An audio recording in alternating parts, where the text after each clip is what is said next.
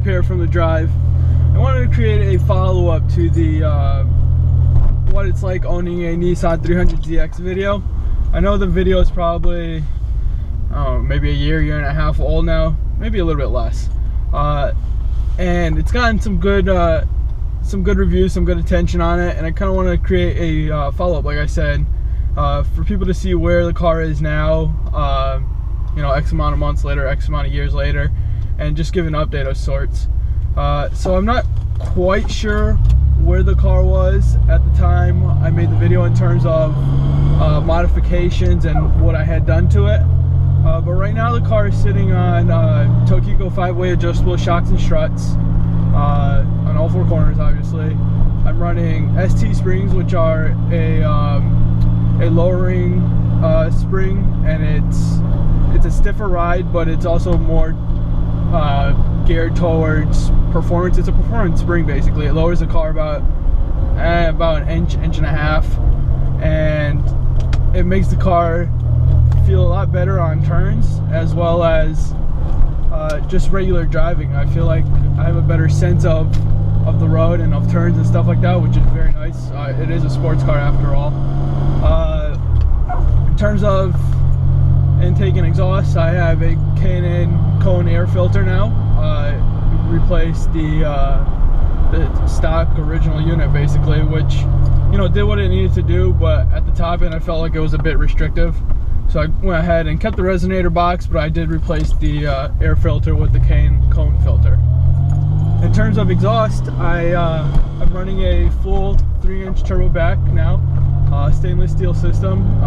It's a 3-inch downpipe from CM Performance. Definitely worth it. Go check them out, guys.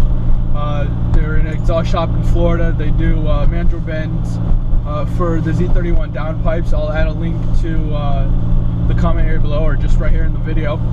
Definitely worth checking them out. They also do catback exhausts. I'm running a 3-inch downpipe with a 3-inch catback, but I still have the original cat.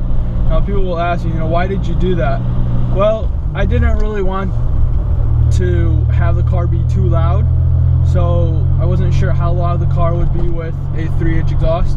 So I kept the stock cat for now. I might do a test pipe later on, or a high flow cat. We'll see what happens within the coming months or year or so, and we'll just, you know, go from there. Right now I like the way it sounds. It's not too loud. It is a daily driver, so I didn't want it to be obnoxious. Maybe one day when I do a couple more performance mods, I'll put on a test pipe and make it catless, basically. So now that I've kind of given you guys an update as to what I've done, I guess I should tell you what I still need to do. I still need to fix this headliner. I still need to fix the rubber trim on the driver's side fender.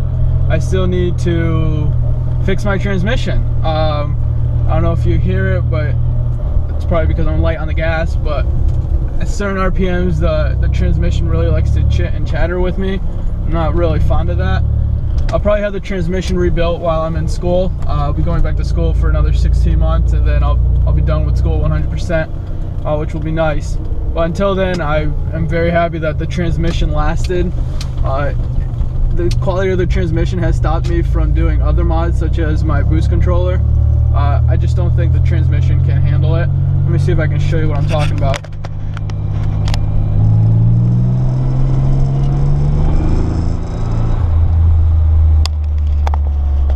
So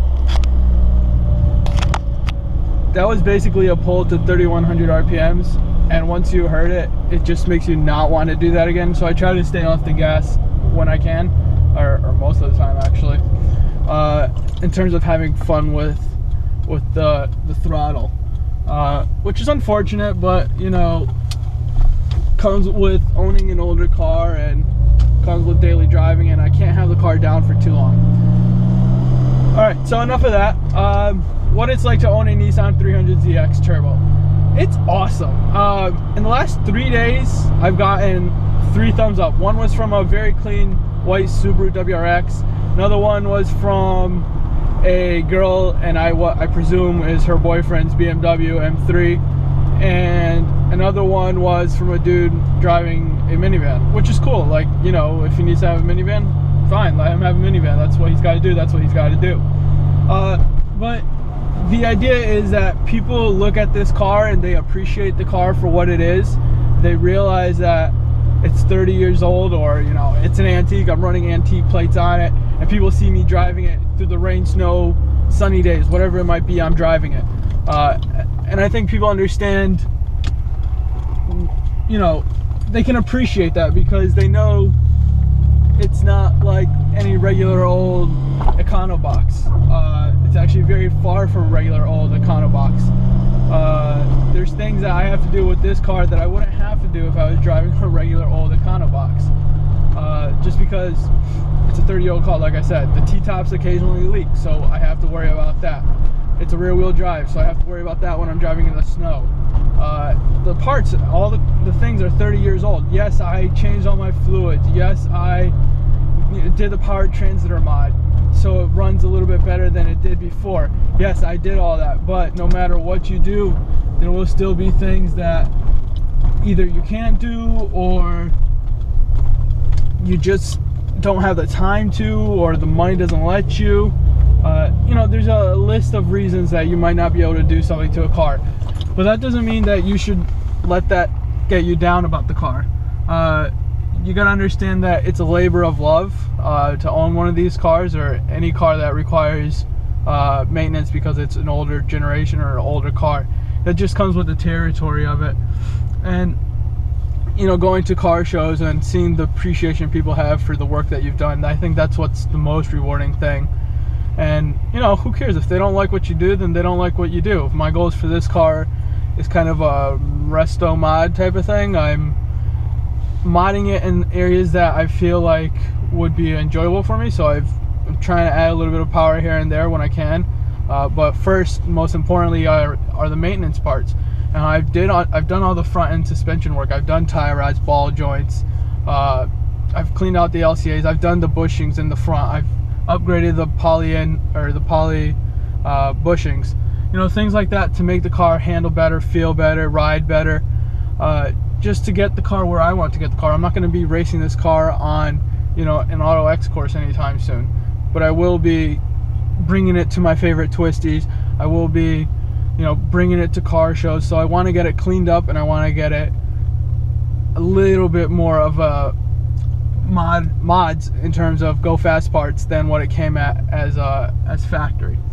If you guys have any questions about the Nissan 300ZX Turbo, let me know, ask them. I have plenty of resources. I'm not the most mechanically savvy guy there is. I'll be the first one to say that. But everything that I've done on the car, or everything that has been done to the car, I've either done or facilitated with. Shout out to Prestige Auto Care or Auto Service in Seymour, Connecticut. There's a guy there that knows his stuff about the Z31s. He's let me work on the car as well. And you know, that bond between guys who own Zs and just wanting to help one another, I don't think you can find that in a lot of car clubs or a lot of car communities. So it's something that I respect and that I can appreciate as well, and always willing to lend a helping hand when I can. So if you guys need the resources, let me know. I have tons of bookmarks on the internet of stuff that can help you and has helped me. I'll be more than happy to share it with anybody that I can. Let me know what you guys think in the comments below, guys. Thank you.